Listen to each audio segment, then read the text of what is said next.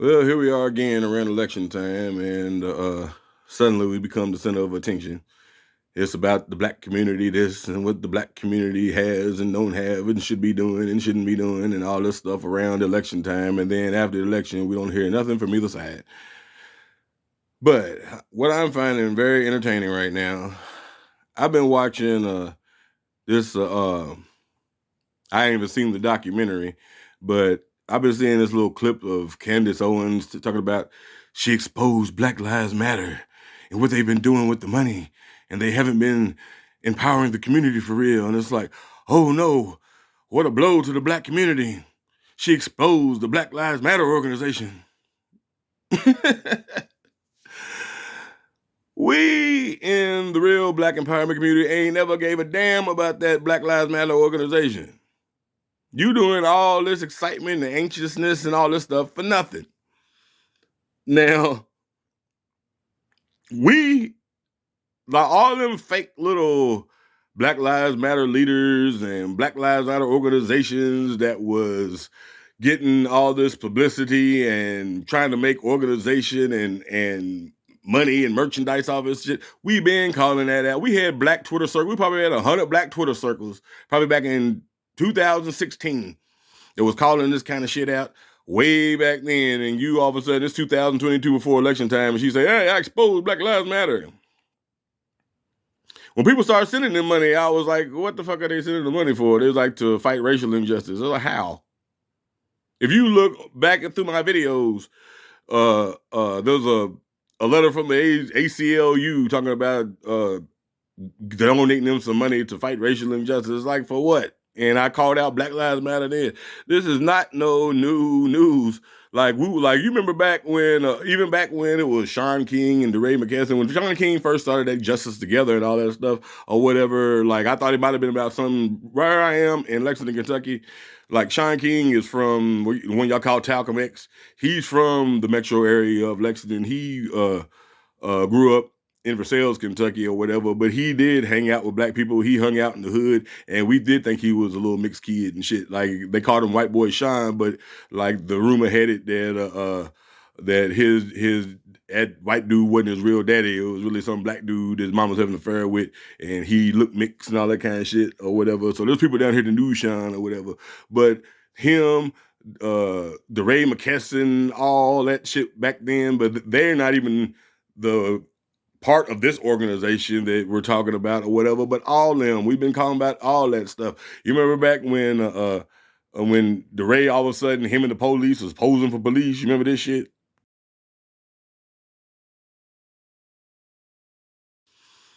Especially after that, we was like, nah, man. But like, there was a time because the Black Lives Matter movement was strictly about police being held accountable for unarmed black people lives being taken unnecessarily. That's all it was about. You know, y'all talk about what about the black on black crime? That wasn't the Black Lives Matter movement. That's the Stop the Violence movement that's been going on back since the 1980s with self-destruction. The heck with self-destruction. There's peach marches all the time. There's people from the Nation of Islam get Crips and Bloods out in LA and Compton doing coming together for community building and reaching out and stuff or whatever. Y'all don't talk about that kind of shit. There's peace marches. There was the however many, there was some kind of 300 men, some 100 men or whatever that marched or whatever, stopped killing each other. All that kind of stuff goes on all the time. But that was not what this movement was for. This was just a movement. I'm not talking about this organization that you're talking about. We're talking about the movement. Now, when the movement got to rolling, I said if there ever was to be a Black Lives organization, I'd like to be a part of it. I'd like to be down with it, align with it, support it, whatever, this, that, and the other, because this is getting out of hand. Every week we were seeing it was Michael Brown and Eric Gardner and Sandra Bland or whatever. By the time the only reason George Floyd seemed so much worse than all the rest of them or whatever is because it was during the pandemic and the whole world was at home doing nothing, watching a dude with a knee in his neck crying for his mama. But like I started getting around like Black Lives Matter affiliated stuff or whatever, and like it just, you know, started looking just a little funny, you know what I'm saying? Like, okay, you know, I'm coming in, I'm seeing like real stern ladies or whatever, just, how you doing, ladies? Yeah, what it do? I'm like, okay, all right, where the men of Black Lives Matter at, you know what I'm saying? Where the fellas at? You know what I'm saying? What's up, bro? Hey.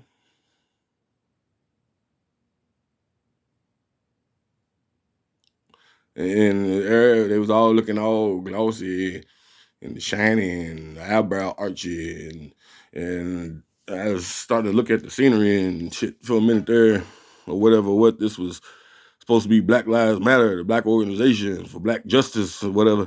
And I started looking a little closer, and I was like, wait a minute, it looked like some old.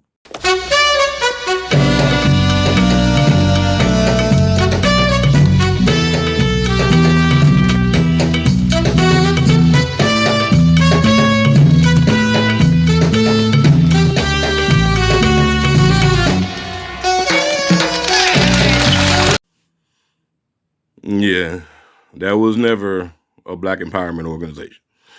That was an organization catering to gays and feminists, and the Democratic Party.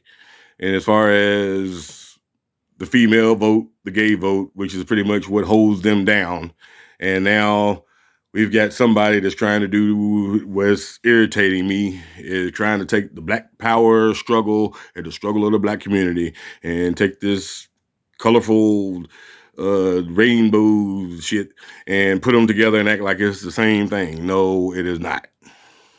It's not. I don't know. They ain't got nothing to do with each other. They whatever they're fighting for, and whatever we fight for, it ain't the same thing. And it's not gonna be one and the same. And that's all this organization was. It ain't have nothing to do with the empowerment of black people. And we've been knowing this. We've been saying this, and we've been saying this since 2016. I got a troll on here that kept on coming to me talking about Black Lives Matter, Black Lives Matter, Black Lives Matter, and I'm like, dude, this is like a gay and feminist organization or whatever. It's funded by Soros and a whole bunch of other, you know, some Democrats and blah, blah, blah, blah, blah. Like, it ain't nothing that I'm thinking about. Because the real black empowerment community, for real, we're not thinking about none of these politics. Like, I lost my right to vote back in 1996. I never did no prison time, but I got a scar on my record that lost my right to vote. I could have it now. But like, I still ain't registered. And for what? What am I registering for? And I'm not saying black people shouldn't vote or whatever, but I'm tired of like how the black community just comes out the woodwork and everybody got all this stuff to say every time there's election time, and then after it's over with, and I'm talking about either side. It don't make no fucking difference. But like, I just laugh at the stuff that I see when I'm like, this ain't got nothing to do with us. And Candace Owens said that black people had equality and we gave it up to defending criminals. Now, for one, what make you think the empowerment of Black America is about us getting killed by the police? We've been getting killed by police since forever. All my lifetime, before my lifetime. And the only thing that changed is social media, and people got video cameras in their pocket. But that, you know, that ain't the fight of Black America, just to stop getting killed by police. And when do we have this equality that you talking about? Like, how many black gas station owners you know? How many black bus station owners you know? Do you know any black casino owners? So, well, I take me a little quick break. I'm gonna let two of my favorite black superheroes, Malcolm X and Muhammad Ali. You know what I'm saying? I hate that they was tight at one point and then split somewhere along the road. But I'm gonna let the two of them explain to you what equality really is, because I don't know when this time period is you're claiming that we had equality, because we ain't ever had equality. I'm gonna let Malcolm X explain to you what equality is, and I'm gonna let Muhammad Ali explain to you that you're not talking about equality. You're talking about equality with the white man's dog. Equality has nothing to do with whites. We don't want to be equal with the white man. He's not the criteria or yardstick by which equality is measured. He's not in a position to tell us we are equal. It's not his right. It's not his to do. Equality, we want equality. We had equality before the white man was created.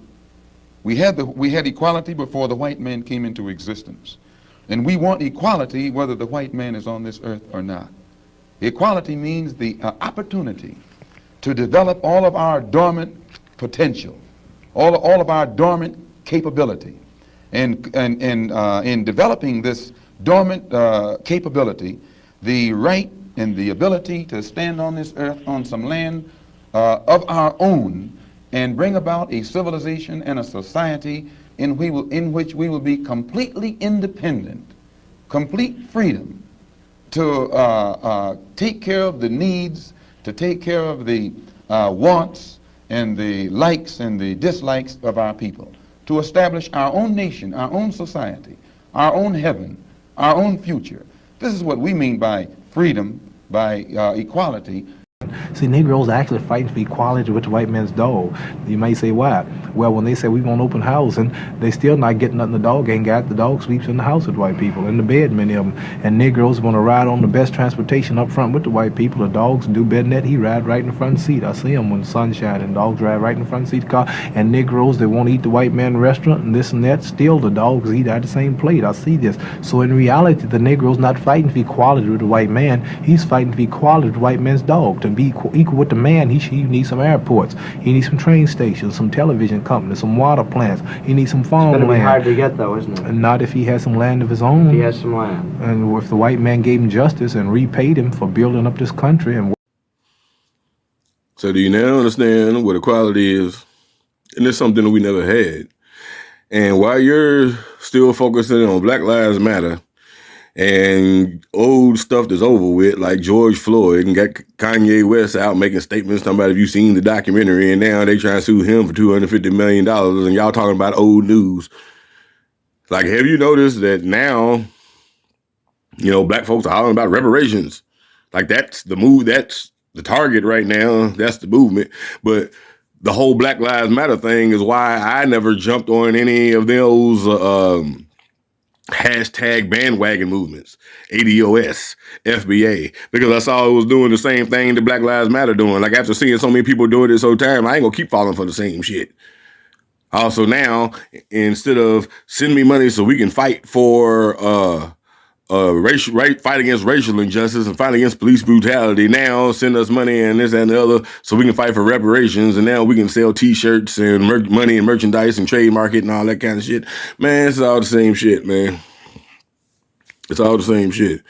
As far as like social media trying to turn something into something starts out social media, like a social media movement, and then all of a sudden they try to turn it into something in a hashtag and a trademark and something to money and merchandise.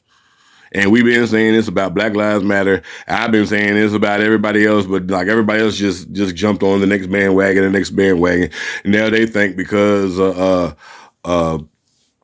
it's a trending topic and you're having little events or whatever that we're gaining momentum as far as reparations. They ain't gaining no minimum reparations. It's the whole reparation study thing stopped. It had a little bit of a momentum in the House, and now we ain't heard nothing about it. And there's a politician down here, y'all might have heard of him during the Breonna Taylor thing, Charles Booker. He was going up against Mitch McConnell. Now he's going against Rand Paul. He's all for reparations, and he's going against Rand Paul for the Kentucky Senate seat. Ain't nobody said his name, sent no money down here. At the same time, all the Candace Owens and thems and all them or whatever that want to downplay the everything that the black community claims to be fighting for or whatever, or fighting against or whatever, you ain't said nothing about the reparation movement. Why? Because whether it's a real movement or not, I don't know. Why? Because they telling black people not to vote, and that's what you want. This is all about donkeys and elephants, man. And there's no, as far as the empowerment of the black community, we ain't gonna get no help for no donkeys, no elephants. And I'm tired of seeing black folks where every election where I'm watching like the raccoon community go against the donkey tails or donkey's asses or some shit or whatever, just donkeys and raccoons or whatever, supposed to be in the favor, all in fuss of the black community that ain't gonna get nothing when the election is over. But like I said, man, these elections now, I've gotten to the point, like I was, the thing that gave me a fear is all the shit that I went through during the George Bush administration, during the George Bush recession, where I feel like I lost everything. Including losing my house, a divorce, every damn thing, because like when the money got funny, the love got funny, and I was in the automotive industry, and that's when I realized that, hey, who's in the White House or whose administration it is can affect my everyday life. So that's when I was like, oh, we got to vote and all this kind of shit or whatever. But like right now, like, I put myself in a position now where I said I would never be in that position again, where I get caught with my pants down, and I'm fine. So right now, I don't give a damn who we vote for. So all this fuss over the black community and Black Lives Matter and all this stuff or whatever, and black on black crime and black need help fathers and all this stuff that you don't give a damn about. So, I mean, let me tell you some of the things I do or whatever. Like people had pretty high expectations of me when I graduated high school, but I was a pre-law student or whatever. But when I got out, I moved from Lexington to Louisville and got out and started really kicking it more in the streets and stuff or whatever, as opposed to on campus and doing all kind of silly stuff or whatever. Ended up kind of, even though it was kind of like the movie Higher Learning, like when we got on campus, like we was getting treated like criminals, like when we saw that movie Higher Learning, we felt it like a motherfucker because we got treated like the black kids didn't belong on campus. But hey, I'm not gonna make that an excuse for the stuff that I got into, but I end up kind of like messing that up or whatever. So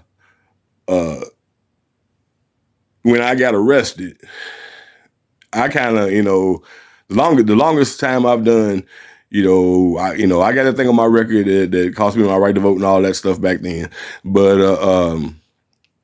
when I got arrested, the longest I've done is a week in CCC. You know what I'm saying? My bond was posted. I went to the thing for a year, and in the end, I got a probated sentence. Like if I come back, I'm doing time and more time and more time. This was right after the '94 crime bill. By '96, I'd already had the blemish. So I'd already had like, don't you come back here.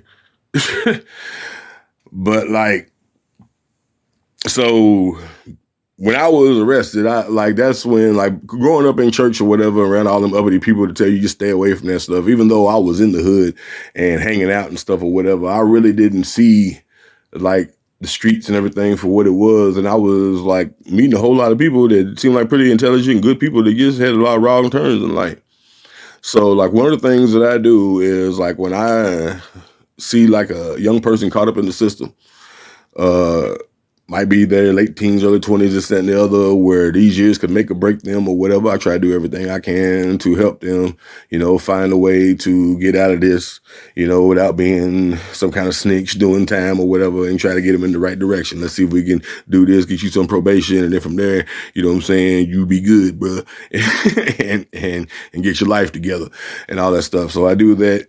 And with everything that I went through after my divorce, as far as this game with the kids and all this stuff or whatever, like I had to go through all types of extra hell just to stay in my kids' lives for the years after my divorce or whatever. Like I had to spend thousands of dollars in the courtroom and fight for joint custody with her as the primary or whatever, because you got these fathers that think that they can't have nothing but every other weekend with their kids and they just didn't fight for more. Or you have these mothers that don't, talk about black people who don't take care of their kids, but you don't know about, talk about all the mothers that play the game where they think they have full ownership of the kid, not acting like it, knowing that it's 50% his kid too in full ownership.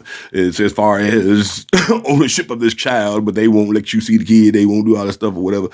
Black fathers and even other fathers. It's been beyond black fathers, because I ain't ever passed up nobody that was going through this kind of stuff, because I know what I had to go through to fight just for, like, in the end, I still, I think I got the short end of the stick later on when she got to move out of the state for a while, but I help black fathers maintain equal parental rights or whatever. And just because they ain't married in wedlock, which is what your numbers say or whatever, does not mean that the father is not in that kid's life.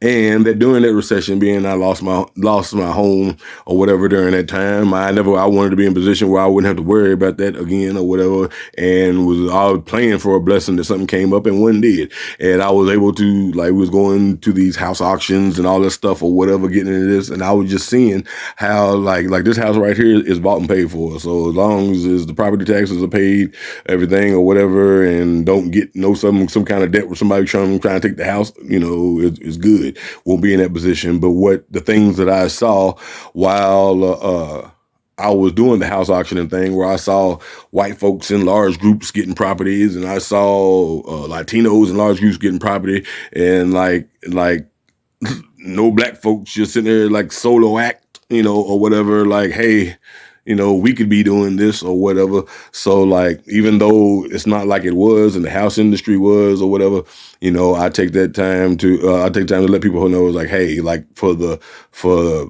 how much y'all, like, when y'all getting tax returns and stuff back and going buying new furniture and all this kind of stuff or whatever, you never know if you at the right place at the right time, you and your people could have came together and bought a house, paid for or whatever, a piece of land, something or whatever. But black folks don't think about that kind of stuff sometimes. We just want to be materialistic.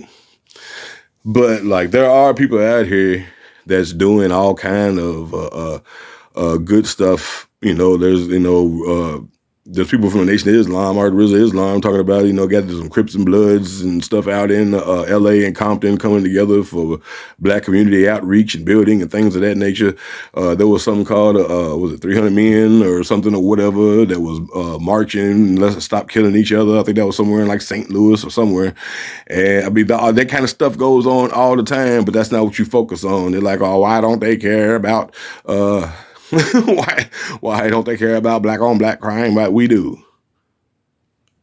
But there's a whole lot of other crime that y'all could be caring about, because like, y'all ain't gonna sit here and act like, when y'all talk about the murder rates, like when y'all talk about the murder rate in Chicago, y'all know, like, it even though it might be a predominant amount, but it ain't all black people. Like, y'all talk about like the top 20 murder rate cities, and you act like it's all black people just killing black people. Nah, there's white people killing white people and Latinos killing Latinos and everybody else doing it or whatever. But, the streets. But that's the thing about it. If you're not out here, you don't know the problems. I don't even know how the politicians can talk about what's going on out here. You don't know. If you don't know the streets, you don't know the problem. If you don't know the problem, you can't come up with a solution. I'm out here, I see some of these young folks that's following these fads and trends. Next thing you know, it's got them on, they popping Xanax bars and X pills and Mollies and Coke and everything else or whatever, this, that, and the other, because they believe this is the lifestyle, and they got their mindset all tore up and they out here doing wild shit, but you'll just say, hey, they're just crazy. Like, I see what's going on out here, but is anybody out here trying to reach out? It ain't about locking them up. It's about out here trying to reach out and change mentality. But yeah, I just wanted to address that. I don't make too many videos here. I got a whole lot of stuff going on in my real life where I don't really get to devote a lot of time other than like my community post and maybe a little stuff I might put together in my spare time. But seeing all this stuff, man, right before election time again, I just felt the need to just speak out on it, because I think by now I would hope that there is a good amount of people that's really about empowering our people and empowering the black community to know it ain't gonna never be solved by the white man's politics. That we're gonna have to come together and give them what they always wanted. We're just gonna have to pull ourselves up by the bootstraps. And all I mean, like unity. We just gonna have to come together. We're gonna have to come together in groups and start buying up, start doing up, start protecting ourselves, start protecting our people. And until then, you're just waiting and begging the white man. I know y'all get mad when y'all say, we're not begging for reparations or whatever, but when you don't have an or else to your demand, you're just begging. if I owe you some money, and whether I owe you or not, this you can say I owe you, this is a debt and I owe you. But if I just say, man, I ain't paying that motherfucker, and then when you come see me and be like, what's up with that money? And I'll be like, man, fuck you. I ain't giving you nothing. I done told you I ain't giving you nothing. Fuck you. What you gonna do about it? And you don't do nothing about it, or nothing that I care about. Because the only thing all I hear y'all talking about is, okay, do it or we're not going to vote. I'm like, they don't want you to vote. And like, there's people out here given there's people in there that's actually trying, but if you don't vote and don't back them up, they're just going to fall out, and it's going to go to people that have no intention to give you reparations. How that's going to work. So, and if we do get reparations, say we did get that cash reparations, $151 million a piece, we're supposed to be that means, I heard some dude on a live talking about if they cut the check for reparations, we can have this conversation from our yacht. And I'm like, see, there they go. I put out a survey that said if we got $150 million a piece, what would be the first few things you do? And not one person said, come together with others to build. They start talking about I pay off all my debt and I get me a house and I do this and I buy this and buy that. They ain't say they all talked about individual things. And see, I put that out as a test. They had some good answers and stuff or whatever as far as what they do, but it was a test to see if anybody would say come together with others to build. Come together with others to build banks. Come together with others to build hospitals. Come together with others to build schools. Coming together with others to build train stations and bus stations and stuff that gives us the resource to be our own people. But that don't seem to be what you want. You just want stuff and some money. But, for everybody, for the people that do, and one day it might be a small group. It might just be, who knows? But we're going to have to come, no matter if we did get reparations, we still have to come together in unity. If we more than likely we're not, we're still going to have to come, no matter what it comes down to, we're going to have to come together in unity. But these little organizations, these little money and merchandising, these little people, they're doing the same thing that the pimp pastors and all this stuff have been doing to you by taking the Bible and making you believe that you have to you tithe your way to heaven and all that kind of stuff or whatever. It's all the same. If somebody promises you something, if you just give them their money instead of you just holding on to your money, building your own money and building with others. So I'm going to end it right there. Peace.